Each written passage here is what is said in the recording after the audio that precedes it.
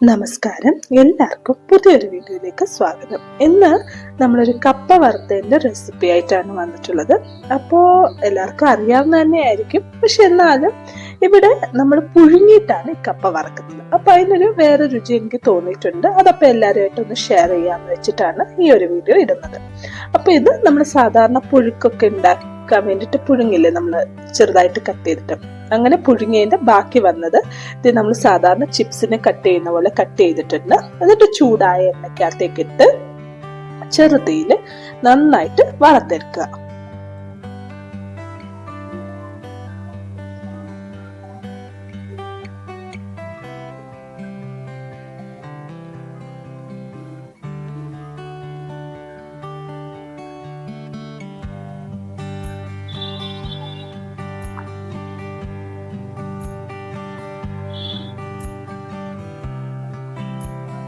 നന്നായിട്ട് ഇളക്കി രണ്ട് സൈഡും നന്നായിട്ട് മുരിഞ്ഞ് ക്രിസ്പി ആയി കഴിയുമ്പോൾ നമ്മൾ പതുക്കെ എണ്ണയ്ക്കകത്തുനിന്ന് എടുത്ത് മാറ്റുക.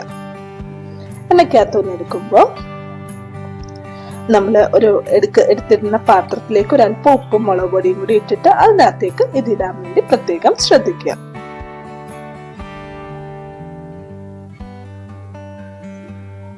എന്നിട്ട് ഇതേപോലെ തന്നെ ബാക്കി അരിഞ്ഞു വെച്ചിട്ടുള്ള കപ്പയും കൂടി ഇട്ട് നന്നായിട്ട് വറുത്തെടുക്കുന്നു.